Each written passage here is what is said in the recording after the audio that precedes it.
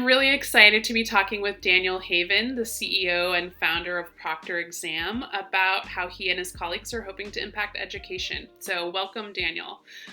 Thank you. To start, can you tell us a little bit about ProctorExam? We've basically built a very easy web-based platform. We distribute links to exam takers all over the world. They click on it, nothing needs to be actually installed on the computer. It's very student friendly. And by clicking on the link, it activates the webcam. We actually, similar to on-location exams, we ask the exam taker to identify themselves by using either a college card or or another identity card that the institute requires. We take a snapshot of that. That is compared to the actual face of the exam taker. And then after being able to identify the person and seeing what happens in the room as the camera is activated, we also ask them to share their screen with us so that we can actually capture what happens on the computer to make sure that they don't use Google or Wikipedia or anything else, or chat with their students, with their fellow students. And as a extra kind of security measure, we can also have the exam taker scan a QR code with the phone, which activates the camera so that we have an extra viewing angle. Because one of the things that we saw when launching ProctorExam is that it's very nice to be able to see the student from the front, but we actually don't know what happens behind the computer.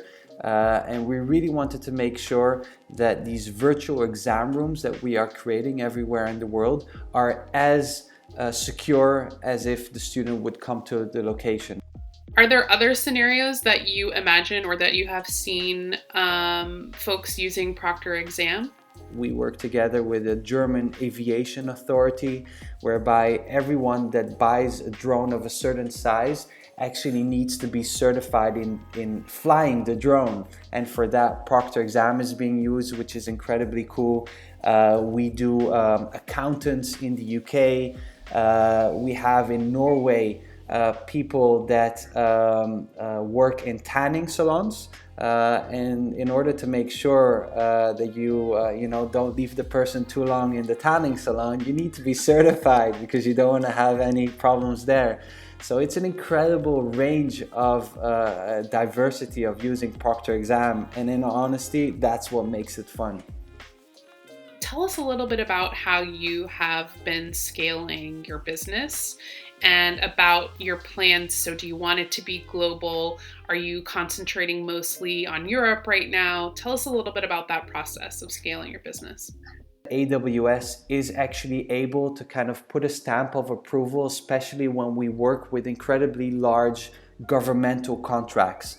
AWS is very often used as a server provider for large government contracts, and online proctoring, specifically ProctorExam, can then fit within the same contract when working on a specific RFP or something similar.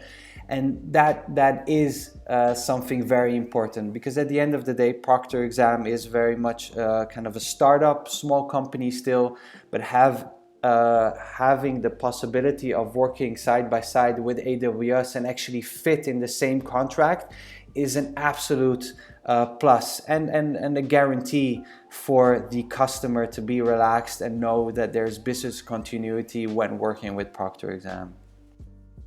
Do you feel like the edtech space particularly, do you feel like it's a challenging landscape to operate in? I think it's a challenge for the venture capital market to understand the edtech space. The edtech space is all about longevity, and I would argue even reoccurring revenue, because once you have a contract in, that contract will last for a multitude of years, which is really something that I think is in a way different than how the venture capital world likes to invest in an industry. They want to have very quick results, and they basically want to be out within a time frame of 3 to 5 years, which is very much different to how the edtech space operates. And I think especially here, you see also a bigger difference between the US market specifically, and I would argue Europe, where Europe is incredibly regulated, which essentially means that the sales cycles are even longer. Is there a piece of advice you wish someone had given you about starting an ed tech earlier on in your journey? Yes, I would argue that I have watched too much Shark Tank and all of the movies about startups where you want to automate everything, etc. And I think what people very much undervalue again is that it's still very much a people's game. The only way you will actually get to work with clients is if you really, really look at a win-win situation. It's never ever gonna be a zero-sum game. If I myself get a good contract, but the client that I work with has less good of a contract, we're not gonna be as incentivized. And that's something that I really learned along the way.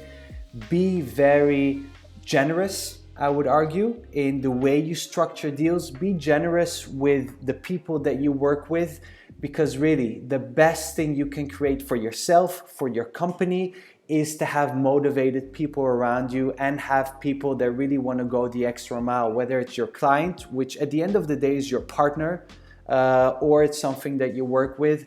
Don't underestimate that it's a people's business. Don't try to be a shark, because I completely don't believe in a zero-sum game.